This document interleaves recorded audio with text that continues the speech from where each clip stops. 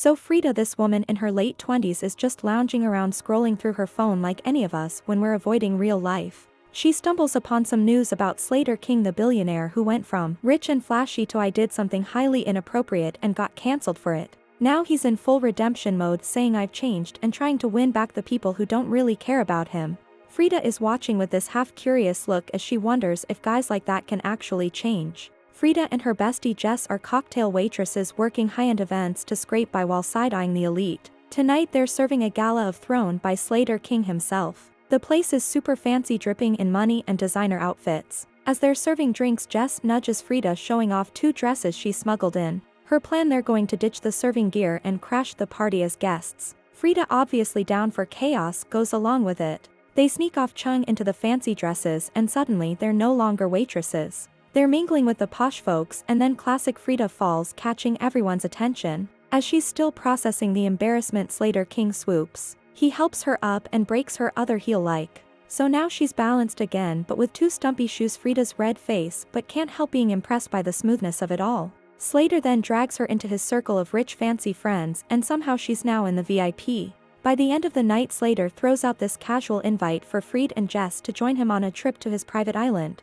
Fast forward the next day and Frida and Jess find themselves on a plane headed to the island, joined by this weird collection of people. We got the Richard the therapist, Vic who's a photographer but looks like he's here to win Most Mysterious Man award, Cody the private chef who takes himself way too seriously, Tom the DJ who probably hasn't slept since the 9OS, Lucas a recent grad who just looks confused, Sarah Coach reality TV star girlfriend, and Cam and Heather 2 party girls. They land and are greeted by Stacy, Slater's assistant. First thing she does, confiscates everyone's saying privacy and disconnecting. Freddie gets shown to her luxurious room, which is more like a small palace. There's a fancy bottle of perfume waiting for her, so she sprays some on her, but then a maid walks in and she's all distant, doesn't make eye contact and just mutters "Red Rabbit" before bouncing out of the room.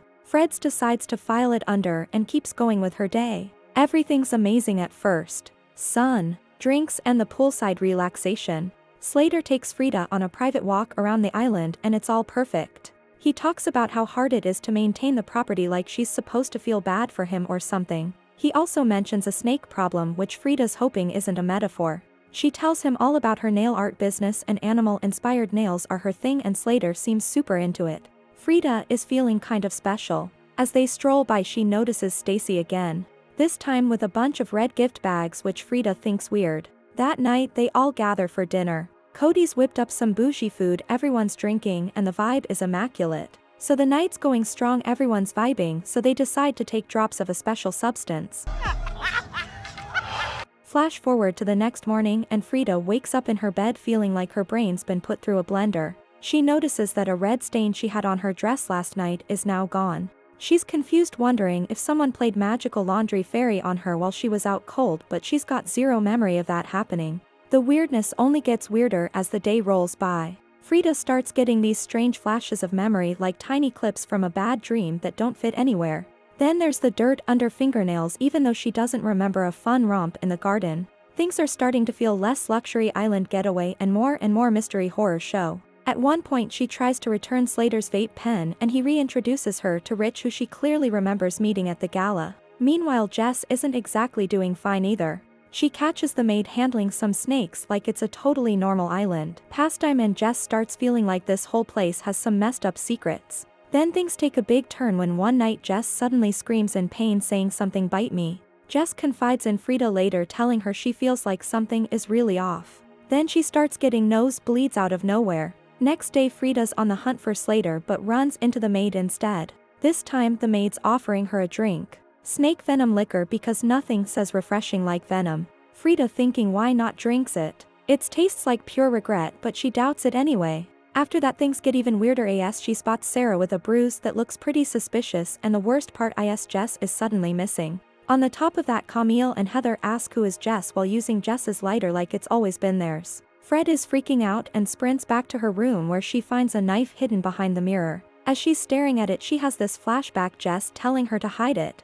Now she's sure something absolutely terrible is going down on this island. Frida's desperate for some real answers and she decides to trust Sarah, who's also been sensing that things were seriously wrong. The two of them sneak into a room where Frida once saw those red gift bags. What did they find is more of that snake venom lure, and suddenly it clicks, the perfume everyone's been using is from some flower that makes people lose their memories, while the snake venom seems to be like the antidote bringing the memories back. So they mix some venom with tequila and get Camila and Heather to drink, and even Stacy to drink it. Everyone's getting pretty wasted, and Frida takes this as her chance. She sneaks into Slater's office determined to find their confiscated phones. Sarah stands watch outside ready to signal if anything goes wrong. Frida ends up hiding when Slater and Slater's giant bodyguard Stan walk in. While she's hunkered down, she goes through Slater's stuff and finds these old photographs, pictures from a previous trip. As she's flipping through, suddenly she gets a massive nosebleed, and it's like a floodgate of memories opens up. She gets the memory where they kill her friend Jess just because she remembered everything.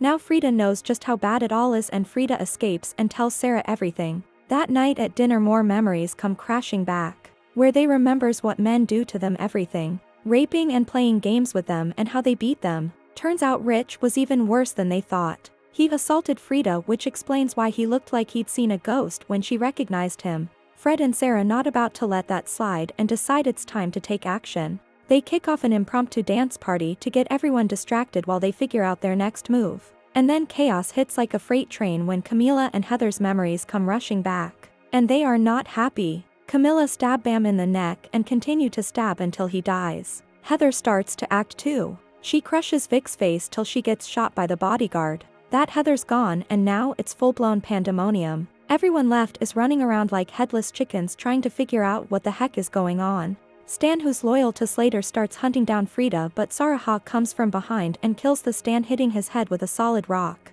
Meanwhile, the remaining guys grabbed Camila and drag her back to Slater's villa. And in a horrifying power move, Slater, completely unfazed, just steps on Camila's neck until she suffocates brutally and dies. Frida, hiding nearby, is frozen, horrified. Then Stacy finds Frida. She's mad, and turns out she remembers now everything Slater and the guys did to her, and instead of teaming up, she's blaming Frida for making her remember the trauma. She tries to attack Fred, but Fred acts fast and kills Stacy, stabbing her in the heart. Meanwhile, Sarah shoots the Eric when he comes to find her and kills him in the spot. Lucas, the only guy who hadn't been part of the atrocities since, starts remembering everything. The fear, the guilt, all of it overwhelming him, but before he can do anything, Frida and Sarah show up, laser focus on confronting Slater. Lucas opens the door to let them into the villa but gets shot and dies. Fred starts to attack Slater fearlessly, but Slater's losing his cool fast. The confident, charming billionaire act is cracking, and Frida can see the fear creeping in. A fight breaks out, and Slater might be stronger, but Frida's fueled by pure rage and memories of everything he did to her and the others. As they fight, more of her memories come flooding back.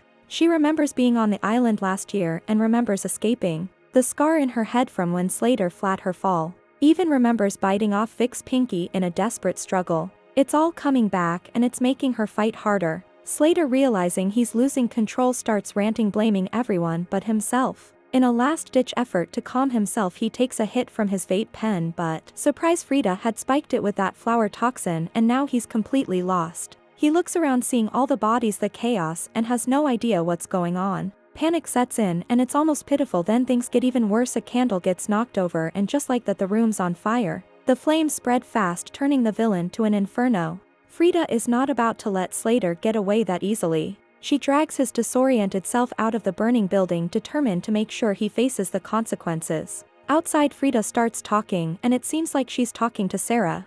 Fast forward a bit, and now Fred's back at another gala, but this time things are very different. She's there with Slater, but he's not the suave billionaire anymore. He's more like a puppet on strings, completely under Fred's control thanks to the steady dose of flow toxin she's been slipping into his vape pen. He's all smiles and politeness, a hollow version of himself, while Frida is the one truly in charge. She's surveying the room, scanning the faces, and then she spots Rich. The guy looks like he's seen a ghost. He remembers what he did, and now he's terrified. Then comes the final twist of the night. The host steps up to the mic, introduces Frida not just as Slater's wife but also as the new CEO of the company. And with that, movie ends.